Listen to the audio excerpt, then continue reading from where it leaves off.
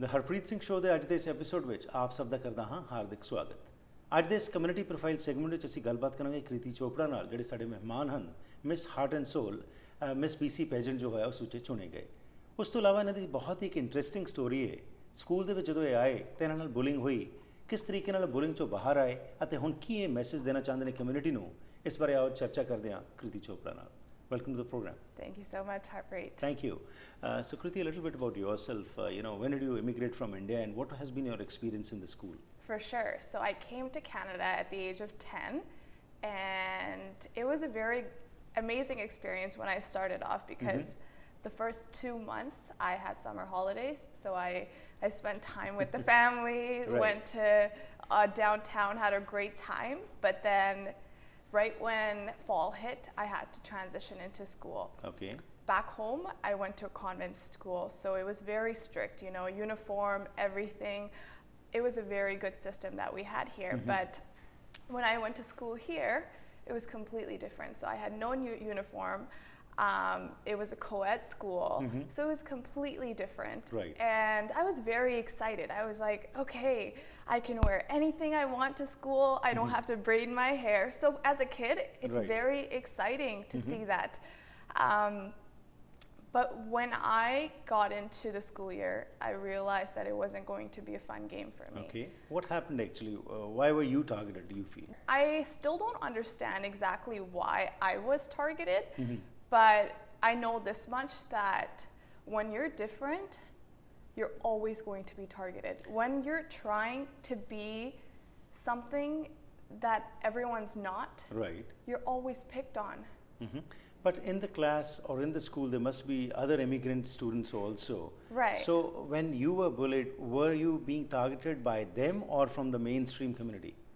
The weird thing is, I honestly thought that I was going to get a lot of acceptance from everyone around me. Right. My peers were actually predominantly Indian, so I thought they would support me, but they actually went ahead and they discriminated against me because they said, hey, this girl just came out of a different country. She doesn't have a house. Of course, you come from humble beginnings. So we were living in a basement. Right. We did not have a car. So my parents would walk me to school, which became a really big issue. Oh, look how poor she is. So as a kid, I was terrified because I always had a car back home. We Right. always had all of these amenities. Amenities, yeah. It's just, it was a progressive thing, and I was so hung up because I was hurt every day when they kept bashing on me. So what kind of bashing was there? Like, were they trying to demean you that you don't have anything, and what impact that had on your life? It was a lot of things. I think a lot of people grow with this insecurity that they always have to one-up whoever they're speaking to. So I see that a lot in our Indian community. One person gets a car, then the other person has to get a nicer car. So they were actually playing out the behavior that they were kind of learning at home towards me. And I experienced a lot of things. Like, I remember going home once and I'm just walking home and there were 2 guys. They came up to me and they spilled Coke all over my hair. Now, how do I go home? Like, my Right. parents are going to ask me, what happened to you? Why are you so sticky? Right. Did you just take a shower of Coke? I had no answer. And I didn't know why I was being targeted. This other time, I went to lunch. I came back and I saw ketchup all over my chair. So why was that? Because they wanted to make it look like I had a menstruation bleed, and they wanted that all over my pants. So when all this was happening, Right. didn't you try to speak to the counselors or to the teachers or someone else who could help you out, or you were, too shy to come forward and talk about these things? Right. I did reach out. Okay. My parents would see me cry all the time. So me personally, I obviously asked my teacher for a little bit of help, but my parents did go to the principal. My parents did go to the counselor, ask them for help. Which was helpful to some extent, Right. but they can only do so much. That's right. they have to take care of so many different students, so it only went so far. So basically what you're trying to say is that instead of help from your peers from the same community, you were the target just Right. because you were different and because you were new over there. Now, when all this was happening, of course, that must have had toll on you, you know, in the form of your studies must have been affected and your mental state was in a bad shape. Which grade was this, by the way? So this started around grade 6 and 7. Okay, and it continued Yeah. for how long? So the highest peak of my bullying was grade 6 and 7, but I think it all went through my entire high school career too, just in little bits and pieces. And I think it still happens to each and every one of us. But- I'm sure. Yeah, Sorry, go no, ahead. please go ahead. Yeah, I understand what you're saying. It still continues, but Right. how you as Kriti Chopra made it a point now enough is enough, and now I need to come out of it, I need to speak. Was there Right. some moment which motivated you to do this, or what happened which transformed you and you said, now enough is there, I will now take a stand against it? Right. I think I started feeling sorry for myself, and every single day I told, boo-hoo, look at me, I'm so sad, people should feel pity for me. Right. I was getting tired of it. I knew that I had so much potential, and because I was so focused on, hey, I'm gonna cry and sit in a corner, and not only was I hurting my parents, I was hurting a lot of other people around me. I wasn't being a good example for my brother, because every day Right. my brother would be, Didi, aap theek ho? And it was just emotional. Like, I had to find a way. Like, my parents were like, maybe we should pack our bags and go back home because this girl's not doing so well here. Okay. So I took it upon myself. I'm like, I have to reverse engineer where I want to be. Right. I know I have a good potential of being a really great woman. So I did that. I reverse engineer. I'm like, I want to be a powerful woman Right. that people look up to. I want to rise beyond all of this garbage and show it to the world that, you know, you may think I'm ugly, you may think I don't dress well, but there's so much more to me Right. than what you see. So That's wonderful. So what was I that did wow that. moment which brought that kind of transformation in you? How did you get into it? Like, was it just an instant feeling you had, or there were some events or some motivation from your parents or someone else which inspired you that you should come forward and start taking this stand? I think I started hearing a lot. I stopped talking about me. Right. And I started hearing so many different women and guys talk about the same thing. Like, Right. when I used to go to family parties, they used to go, oh, Didi, I'm going through the same thing. When I used to go wherever, they would always tell me, like, I'm struggling with this, I'm struggling with this.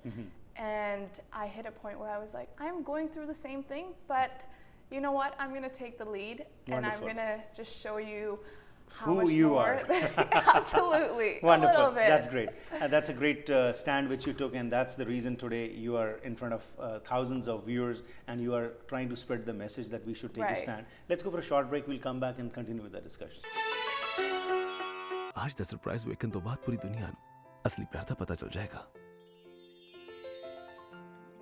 असली प्यार यानी फाइबरटेक quality products बेहतरीन designs ਕੀ ਗੱਲ ਹੈ ਅੱਜ ਫਾਈਬਰਟੈਕ ਤੋਂ kitchen sink ਘਰ ਲੈ ਕੇ ਜਾਣਾ ਹੈ ਜਾਂ ਫਿਰ ਸੁਪਨੇ ਹੀ ਦੇਖੀ ਜਾਣੇ ਹੈ Fibertech Distributors serves all across North America. 604-507-2199 fibertechbc.ca.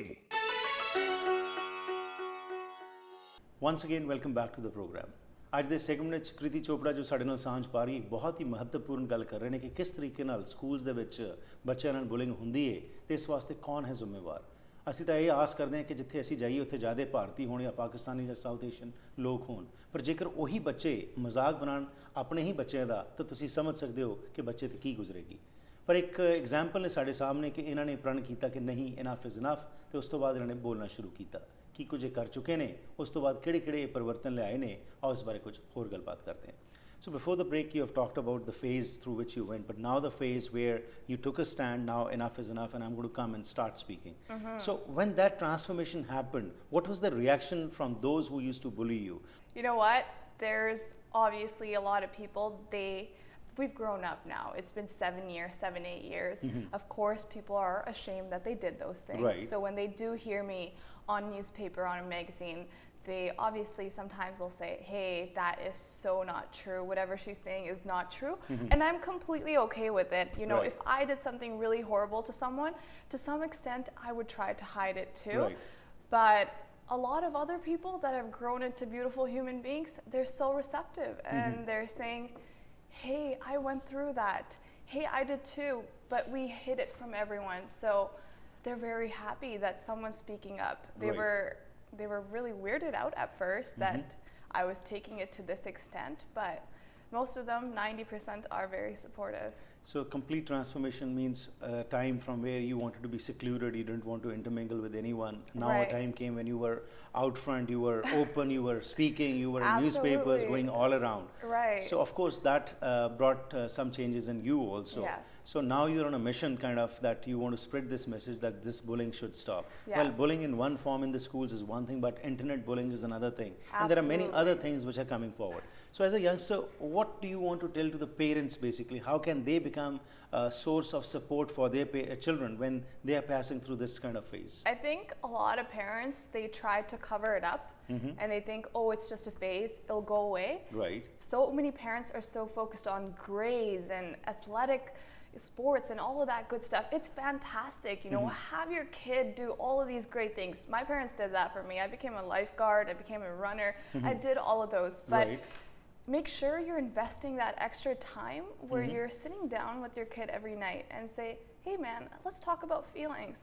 How was that day? You know, how did you do whatever you did today? How Right. did you overcome this? And just having that connection going back and forth is so important. And I think sometimes parents may reward the kid with a gift, reward them with your time.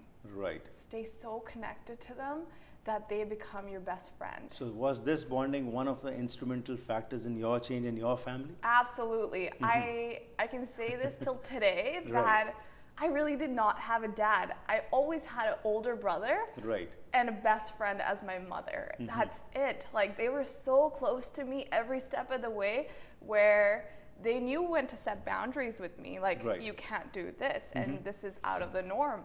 But they also knew where to be fun, try to get those little information out from me if I'm hiding anything, just so they know that I'm motivate you. yeah, absolutely. Right.